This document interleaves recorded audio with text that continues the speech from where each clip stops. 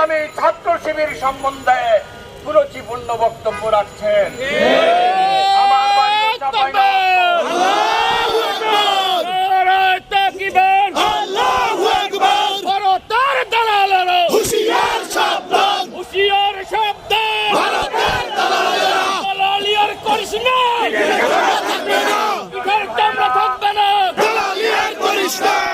স্পষ্ট ভাষায় বলতে চাই, আপনার কাছে আদর্শের কি এমন প্রোডাক্ট আছে? আদর্শ নিয়ে মাঠে নামুন। এই জাতি বিচার করবে কাকে গ্রহণ করবে।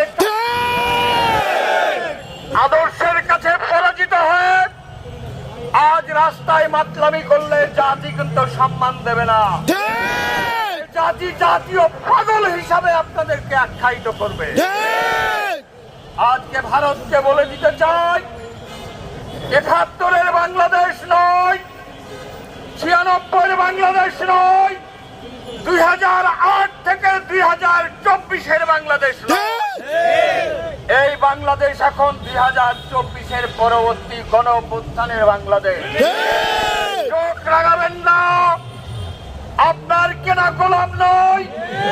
ভারতের কলোনি হিসাবে বাংলাদেশকে কখনো মনে করবেন না। যদি করেন, আপনিও প্রস্তুত হয়ে যান। 7 সিস্টারের ইতিহাস শুরু হয়ে গেছে।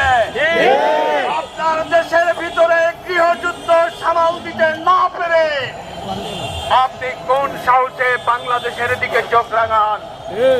আমরা আজকে এখানে সমবেত হয়েছে জাতির ক্রান্তিকালে, জাতির এই মহাদুর্দিনে উত্তরাবাসীকে দিক নির্দেশনা দেওয়ার জন্য। আগামীকালকে আমাদের একটি বড় প্রোগ্রাম হবে ইনশাআল্লাহ। আগামীকাল বিকাল ৩টায় মুক্ত চত্বরে আমাদের কোন সহযোগী সমাবেশ অনুষ্ঠিত হবে। সেইখানে মোহতারাম মহানগরী আমির তিনি জাতিকে দিক নির্দেশনাপূর্ণ বক্তব্য দিবেন, জাতীয় নেতৃবৃন্দ বক্তব্য দিবেন। এই বক্তব্য শোনার জন্য উত্তরাবাসী, উত্তরার সকল শ্রেণী পেশার মানুষকে উদ্যত আহ্বান জানিয়ে আজকের আমাদের মিছিল এখান থেকে শুরু হচ্ছে।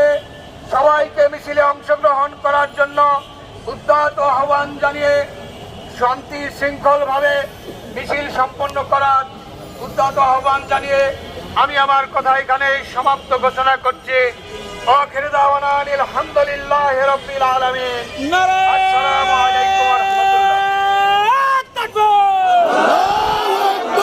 বাংলাদেশ জামাতে ইসলামী জিন্দাবাদ জিন্দাবাদ জিন্দাবাদ জিন্দাবাদ। বাংলাদেশ জামাত ইসলামী আগামী কালের সম্মেলন সফল হোক সফল হোক সফল হোক সফল হোক। আগামীকালের সম্মেলন আগামী কালের সম্মেলন সফল হোক সফল হোক হোক সফল হোক। আগামীকালের সম্মেলন যদি বাইরে থাকবেন